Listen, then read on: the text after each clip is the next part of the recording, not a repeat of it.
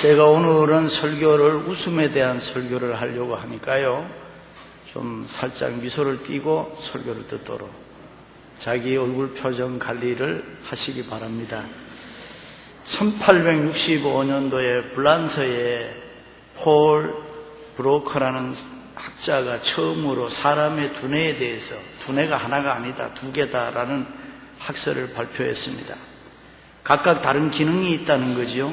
그 이후에 브레인 리서치를 통해서 학자들이 많은 학설을 쏟아냈습니다. 그 중에서 대표적인 것이 우리의 두뇌는 우뇌와 좌뇌로 되어 있다. 좌뇌는 합리적, 지성적, 논리적 기능을 감당하고 있고, 우뇌는 감성적, 예술적 기능을 담당하고 있다. 그러니까 왼쪽 뇌는 수학적, 분석력, 또 논리적 기능을 담당하고, 오른쪽 뇌는 정서적 기능, 예술적 기능, 창의력 등 비합리적인 기능을 담당한다. 그렇게 발표를 했습니다. 그래서 사람이 웃거나 우는 것은 좌뇌나 우뇌가 함께 건강하게 작동할 때 일어나는 현상이라. 만약에 사람이 잘 울지도 아니하고 잘 웃지도 아니하면 좌뇌나 우뇌가 밸런스가 깨져서 고장이 난 것이라, 그렇게 이야기했습니다. 웃음이라는 것은 참으로 대단한 거예요. 잘 울 수 있고 잘 웃을 수 있는 사람은 내가 건강한 사람이다. 놀라운 능력을 가지고 있습니다.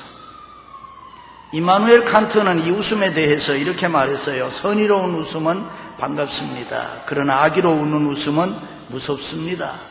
되는 대로 웃는 웃음은 천박하지만 전혀 웃지 않는 사람은 까다롭고 어렵습니다. 그렇게 말하면서 웃음에 따라서 사람을 구분할 수 있다. 도산 안창호 선생님은 미소 운동을 하면서 어린이는 방글에 웃고 젊은이는 빙글에 웃고 장년이 되면 번글에 웃자, 그렇게 했습니다. 웃음에는 여러 가지가 있습니다. 기뻐하고 즐거워하고 또 기쁨이 충만해서 저절로 흘러나오는 웃음, 그 웃음은 참으로 아름답지 않습니까?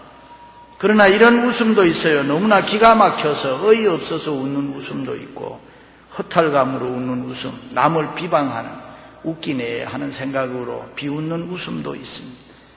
우습지도 않는데 또 억지로 웃는 코미디언 같은 사람도 있고요. 거짓된 웃음도 있고 사람을 유혹하는 그런 웃음도 있다. 그래요, 웃음이라는 거 원래 너무나도 귀하고 아름다운 것인데 그렇지 않는 웃음도 있어서 때로는 안타까운 것입니다. 그렇습니다. 웃음이란 참으로 위대한 것입니다. 웃음은 아름다운 것이고 웃음에는 힘과 능력이 있다고 합니다.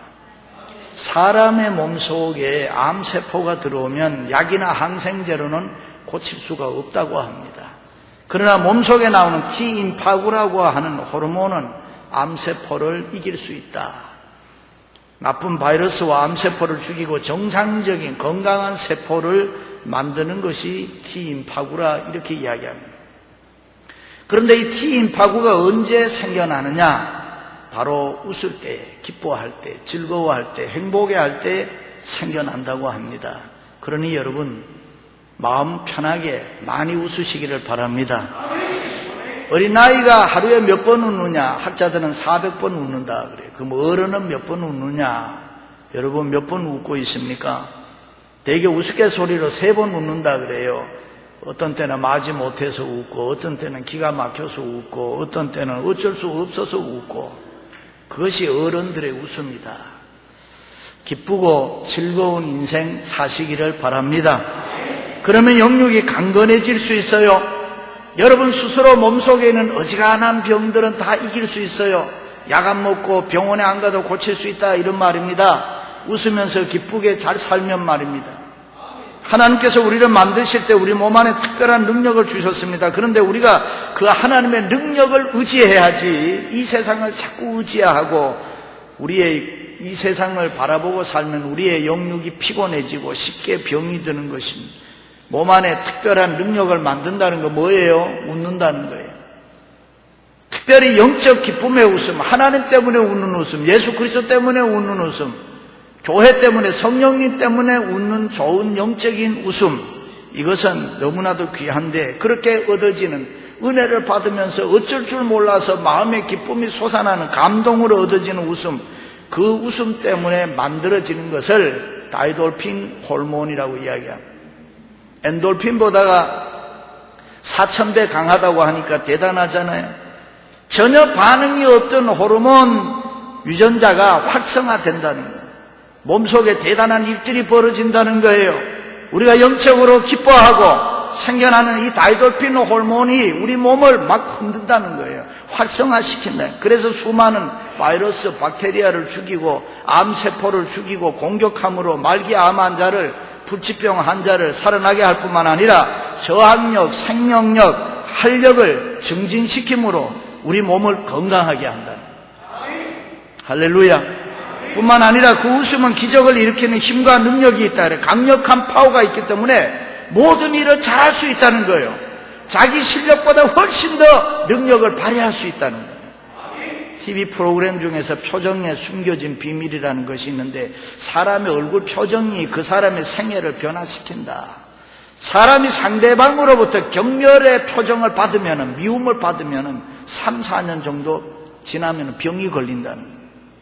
21살 먹은 여자 세 친구들이 사진을 찍었는데 그 사람들 표정에 따라서 중년에 가서 조사를 해보았더니 중앙에서 활짝 웃고 있는 이 사진의 주인공은 중년의 삶이 정말 활짝 웃는 것처럼 잘 살고 행복하더라는 거예요. 우편 사진의 주인공은 침울한 표정이었는데 역시 가정생활이 어렵고 힘들게 살고 있더라. 좌편에 있던 사람은 무표정해 보였는데 아직도 독신으로 살고 있더라. 웃음은 위대한 능력이 있습니다. 그래서 하나님께서는 인간을 창조하실 때에 마음껏 웃으면서 살아라, 기뻐하며 즐거워하며 살아라, 괴로워하고 슬퍼할 아무런 조건이 없도록 편리하고 아름답게 부족함이 없도록 이 세상을 잘 만들어 놨는데, 그런데 인간이 타락함으로, 범죄함으로 하나님을 사랑하지 아니하고 좋아하지 아니하고 세상의 것을 좋아하고 사랑했습니다. 하나님의 말씀에 순종하고 하나님의 뜻을 쫓아가는 것이 아니라 불순종하고 마귀의 뜻을 쫓아갔다. 그래서 인간은 웃음을 잃어버렸다. 평안을 잃어버리고 마음의 염려, 근심, 걱정, 두려움, 좌절, 그런 삶을 살아가게 됩니다. 그래서 인간을 고해자라 그래요. 인생은 고해자라. 누구든지 뒤를 돌아보면 수고와 슬픔밖에 없구나, 안타까워하는 것입니다.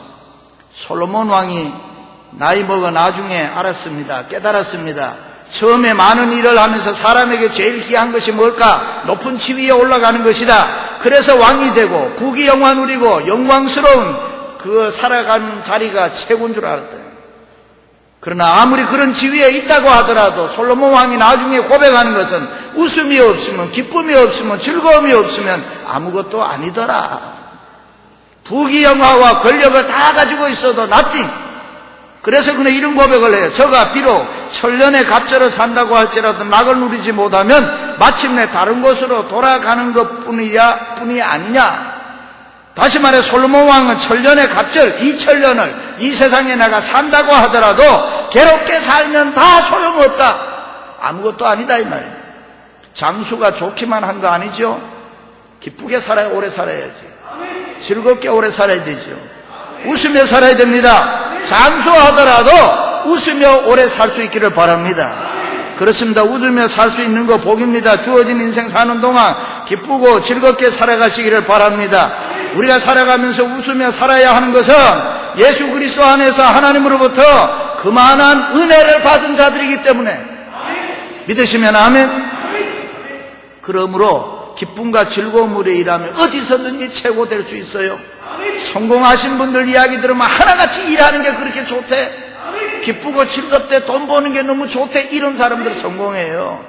기쁨과 즐거움에는 엄청난 힘이 있습니다. 그러므로 함께 모일 때마다 여러분 교회에서 이렇게 예배드리면 기쁨을 회복하고 가야 돼요. 감사를 회복하고 가야 돼요. 교회 나와서 예배 드릴 때마다 기쁨이 회복되기를 바랍니다. 주의 음성 들으며 성령의 기름 부음으로 영육이 치료되고 기쁨과 즐거움을 회복하시기 바랍니다. 뭐 교회만 그렇겠어요? 가정에서도 직장에서도 사업을 하면서도 어느 곳에서든지 기쁘고 즐겁게 사는 것입니다. 어떤 분이 이런 이야기해요. 목사님 그렇게 살려고 해도 잘 안 됩니다. 돌았으면 짜증나고, 돌았으면 신경질 나고, 돌았으면 힘든 일 힘들고 괴로운데 어떻게 그렇게 합니까? 그래도 여러분, 그러면 안 돼요. 자기 자신은 자기가 다스려야 돼요. 우리는 짧은 인생 사는데 결코 그렇게 살면 안 돼요. 기뻐하고 즐거워하며 살아야 된단 말이에요. 할렐루야. 누구든지 예수 그리스도를 믿으면 구원의 기쁨을 얻지 않습니까? 감사가 넘치지 않습니까? 누구든지 믿음을 가지면 기쁨으로, 즐거움으로 얼마든지 살 수 있어요. 할렐루야. 하나님께서는 어느 날 아브라함을 부르시고 그에게 많은 축복을 베풀어 주었습니다. 그 축복은 상징적으로 두 가지 이야기할 수 있어요. 하나는 자식, 또 하나는 기업, 물질입니다. 자손의 축복은, 후손의 축복은 신령한 축복이고, 땅의 축복은 기업이고 물질적 축복, 두 가지입니다. 자고는 하나님께서는 아브라함에게 자손을 하늘의 별처럼 바다의 모래처럼 주시겠다. 내가 너로 큰 민족을 이루고 내게 복을 주어 내 이름을 창대케 하리니 너는 복의 근원이 될지니라. 자손의 축복 약속했습니다. 또 하나의 복은 땅에 대한, 물질에 대한 축복입니다. 너는 너의 본토 친척 아비집을 떠나 내가 내게 지시할 땅으로 가라. 가나안 땅, 젖과 꿀이는 땅으로 가라는 이야기는 그걸 주시겠다는 것입니다. 그런데 문제는 그 복을 언제 주시느냐 하는 것입니다. 타이밍, 시간의 문제란 말이죠. 하나님이 나에게 자식의 복을 주고 물질의 복을 주신다고 했는데 그것을 언제 주시느냐 하는 것입니다. 그 방법과 과정은 어떻게 되느냐, 어떤 방법으로, 어떤 과정으로 나에게 주실 것인가. 하나님의 생각과 아브라함의 생각은 엄청나게 차이가 있는 걸 볼 수 있습니다. 하나님이 아브라함에게 아들을 주신다고 했으면 얼마나 걸리면 돼요? 쉽잖아. 1년이면 되잖아요. 하나님이 약속하고 1년이면 아이 하나 가질 수 있어요. 낳을 수 있단 말이죠. 그런데 1년 후에 주셔야 되는데 하나님이 25년 후에 주셨어요. 땅을 주신다고, 물질의 축복을 주신다고 약속했으면 얼마나 걸려요? 아니, 돈 잘 버는 사람은 1년 안에도 또 부자 될 수 있어요. 거부될 수 있어요. 그런 거 우리 얼마든지 봐요. 그런데 아브라함은 평생 나그네로 방황하며 살았다. 그 후손이 가나안 땅을 차지한 것은 언제냐? 500년 후에 들어갔습니다. 그렇습니다. 하나님께서는 복을 주신다고 하는 것은 반드시 지키시는 분이신 줄로 믿습니다. 하나님은 전능자고 창조주고 절대자시기 때문에 약속한 것은 반드시 지키신다. 그런데 문제는 시간과 방법을 우리가 따라가지를 못한다. 금방 해주시는 것도 있지만은 오래 걸리는 것도 있단 말이죠. 약속대로 금방 주시는 축복은 괜찮는데 오랜 후에 이루어지시는 축복, 자손에게, 후손에게 이루어지는 축복은 시험에 들 때가 있습니다. 그렇습니다. 하나님께서 아브라함에게 자식을 주신다고 했을 때 아브라함은 그것을 분명히 믿었습니다. 그리고 바랬습니다. 수십 년이 지났지만 그의 신앙, 그의 믿음은 변하지 않았습니다. 그래서 아브라함의 믿음을 대단한 믿음으로 우리가 봅니다. 그런데 오늘 천사를 보내어 내년 이맘때에 아들을 주신다고 할 때에 그가 웃었다 그랬습니다. 왜 그랬을까요? 이 이야기는 25년 전에도 들은 이야기이기 때문에 아직도 이루어지지 않았단 말이죠. 오늘 처음 하시는 말씀이라면 차라리 아멘하고 믿기 쉬운데 오래전부터 들어온 말씀이기 때문에 픽 웃음이 나왔다. 이것이 실수입니다. 좋은 얘기라도 자꾸 같은 얘기를 듣다 보면 면역이 약해집니다. 예수 처음 믿은 분들 은혜 받을 때 어땠어요? 예수 한 분이면 만족했어요. 이 세상도 별로 바라지도 않았어요. 욕심도 없었어요. 내가 주님을 안다는 게 너무 행복했어요. 너무 좋았어요. 그런데 오래 믿은 분들 그렇게 돼요? 많은 말씀 들었지요. 무관심하게 들을 때 많지요. 설교 말씀 한두 번 들었습니까? 30년 전에도 들었어요. 50년 전에도 들었어요. 아니 10년 전에도 들었어요. 그래서 굳어져 버린 거예요. 아무리 하나님이 좋은 말씀을 해주셔도 시간이 흐르면서 익숙해져 버렸단 말이에요. 굳어져 버렸다. 그것이 위기고 그것이 실수입니다. 전능하신 하나님의 말씀을 많이 들었기 때문에 등한시한다면 그건 비극입니다. 매일매일 언제나 새롭게 신선하게 하나님 말씀 들으시기를 바랍니다. 하나님의 말씀은 살았고 운동력이 있어 그랬습니다. 그러니까 매일 새롭게 들으셔야 돼요. 아브라함이 이때 사라가 뭐라고 했습니까? 18장에 가면 이런 말씀이 있어요. 아브라함과 사라는 나이 많이 늙었고 사라에게는 여성의 생리가 끊어진지라. 사라가 속으로 웃고 이르되 내가 노쇠하였고 내 주인 더 늙었으니 아브라함도 늙었으니 내게 무슨 즐거움이 있으리요. 사라는 자기 자신의 약점을 알고 있었단 말이죠. 이제는 생리적으로는 아이를 낳을 수 없다라고 생각했습니다. 그래서 그는 이제 무슨 낙이 있으리요. 남편이 100세고 자기는 90세고 경수가 끊어졌으니 무슨 낙이 있겠느냐. 히브리서 기자의 말을 빌리면 죽은 자와 방불하다 그랬습니다. 연로하신 어른들 가끔 그런 말 하죠. 내가 살아있어도 죽은 사람이야. 무슨 말인지 알죠? 육체적으로, 인간적으로, 생리적 차원에서 보면 맞는 이야기입니다. 그래서 하나님이 내년 이맘때에 자식 주겠다고 할 때에 주시려면 진작 주시지. 이제 다 끝났는데, 내가 나를 아는데 내 약점을 보고 믿지 못하고 웃어버렸다. 그렇습니다. 아브라함이 사라가 좀 더 깊이 생각했으면 하나님의 약속 못 믿을 게 없어요. 하나님의 축복이나 권능은 믿는데 그 현실성을 못 믿는다는 거예요. 그렇습니다. 우리도 하나님이 약속하신 수많은 기적이 나타나기를 간절히 바라고 믿고 있는 것이 사실 아닙니까? 그런데 막상 주신다고 하면, 받으라고 하면 우리는 못할 때가 많습니다. 이것이 큰 문제인 것입니다. 내가 하나님 안 믿는 것도 아니에요. 나는 하나님 믿어요. 내가 하나님 앞에 기도한 건 응답될 줄로 믿어요. 그런데 지금 받아라 하면 못 받는다는 거예요. 현실은 그게 아니니까. 하나님을 믿고 하나님이 주신다고 하는 은혜와 복을 바라고 믿고 있습니다만 현실적으로 생각지 않는다는 거예요. 막연히 미래적으로 생각하고 추상적으로 그냥 생각해버리는 거예요. 하나님 아버지 무엇 해주세요. 그렇게 해주실 줄로 믿습니다. 그러다가 하나님께서 주시마 하면 우리는 어떻게 되느냐? 어떻게 할 줄을 몰라요. 아브라함이 그랬습니다. 신앙 믿음을 생활에 구체화하지를 못했다. 신앙생활에 중요한 것이 내 생활로 경험돼야 되잖아요. 하나님의 은혜와 축복을 내 생활에서 지금 구체적으로 체험해야 되잖아요. 하나님이 나와 함께 하시면 능력과 기적이 나타나는 걸 내 생활에서 내가 보여줄 수 있어야 되잖아요. 어떤 과부 권사님이 오래 예수 믿는데 집을 나갈 때마다 하나님 다녀오겠습니다 하고 문을 잠그고 나가고 또 시큰 돌아다니다가 돌아와서는 하나님 돌아왔습니다. 여러분, 하나님이 무슨 집 지키는 영감입니까? 하나님 나와 함께 가십시다. 나와 함께 동행하십시다. 하나님이 나와 함께 가실 줄로 믿습니다. 아브라함은 그것을 못 믿고 편법을 써서 이스마엘을 낳지 않습니다. 하나님이 주신다는 자식의 축복을 의심하지는 않았지만 세월이 흐르면서 급한 생각이 나니까 부부 합의하에 인간적 방법을 썼단 말이죠. 그런데 하나님은 그렇게 하지 않았답니다. 나는 전능하신 하나님이다. 내 앞에서 완전하게 행하라. 이제 내년 이때에 아들을 낳으리라. 그랬어요. 사라가 기가 막혀 웃었습니다. 그것을 보고 하나님께서 왜 웃었느냐? 아니요, 웃지 않았습니다. 아니다, 내가 웃었느니라. 그렇습니다. 하나님은 다 아시는 거예요. 하나님은 우리가 무엇하는 거 다 아시는 거예요. 우리의 생각도 다 아시는 거예요. 우리의 약함, 우리의 아픔, 우리의 눈물, 우리가 보잘것없는 연약함, 하나님은 다 아시는 거예요. 사라가 믿지 못하고 웃어야 하는 그 이유를 왜 하나님이 모르겠어요?